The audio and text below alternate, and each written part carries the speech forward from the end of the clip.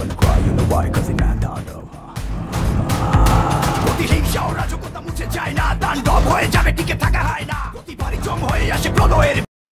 Hello guys, explore এসএমে আপনাদের সবাইকে স্বাগতম। আজ কুরবানি ঈদ, সবাইকে ঈদ মোবারক। সারাদিন অনেক ব্যস্ত থাকার পরও থিয়েটারে অনেক কষ্ট করে আপনাদের জন্য তাণ্ডব মুভিটি আপনাদের সাথে শেয়ার করার জন্য মুভিটি দেখেই ফেললাম।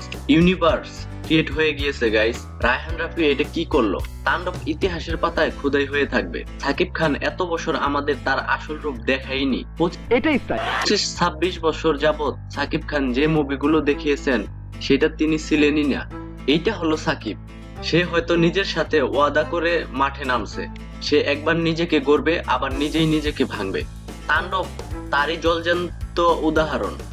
আমি যদিও কোনো স্পয়লার দেব না, যতই স্পয়লার না দেই, মুভি দেখার সময়ই দেখতেছিলাম ক্যামিও গুলো অলরেডি সোশ্যাল মিডিয়ায় ভাইরাল হয়ে গিয়েছে। তো যাই হোক, বাংলা ইন্ডাস্ট্রিকে আমাদের সবারই সাপোর্ট করতে হবে। মুভিটি এখনো যারা দেখেননি, এখনই থিয়েটারে গিয়ে দেখে আসুন। তাহলে চলুন মুভিটি কেমন ছিল শুরু করা যাক। মুভিটি মূলত তাণ্ডব অ্যাকশন থ্রিলার ইউনিভার্স ক্রিয়েট করেছে। তাণ্ডব 2, 3 অব্দি আসতে চলেছে। তাণ্ডব মুভিতে সাকিব খান এবং তার গ্যাং ব্যাং গুলো একটি টিভি চ্যানেল জিম্মি করে সারা দেশে মারকাটারি শুরু করেছে। সেটা কেন, কি চায় সে, তা জানতে মুভিটি আপনাকে থিয়েটারে গিয়ে দেখে নিতে হবে।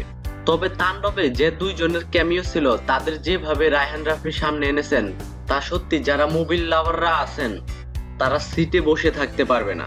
আরফান নিশোর সুরঙ্গ মুভির মাসুদ ক্যারেক্টারের সাথে তাণ্ডব 2 তে সরাসরি সাকিব ভার্সেস আরফান নিশো ফাইটিং হতে চলেছে। আরফান নিশোর এন্ট্রিটা সাউথ ইন্ডাস্ট্রির রোলেক্সের এন্ট্রিটার হাইপ দিচ্ছে।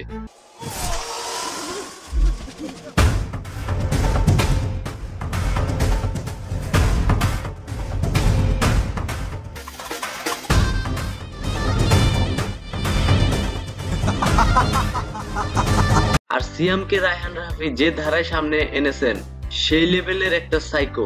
সিয়ামকে দিয়ে পার্ট 3টা কনফার্ম হয়ে যাবে।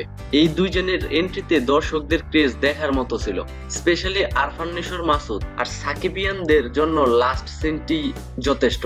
তো যাই হোক, সাবিলা নূর মুভিটিতে যতটুকু স্ক্রিন পেয়েছে সাকিবের সাথে ফাটিয়ে দিয়েছে। যারা বলে সাকিব সাবিলাকে মানায়নি, তাদের জন্য অবশ্যই মুভিটি দেখা আবশ্যক। তো যাই হোক, মুভিটির নেগেটিভ দিক বলতে মুভিটির রান টাইম খুবই কম।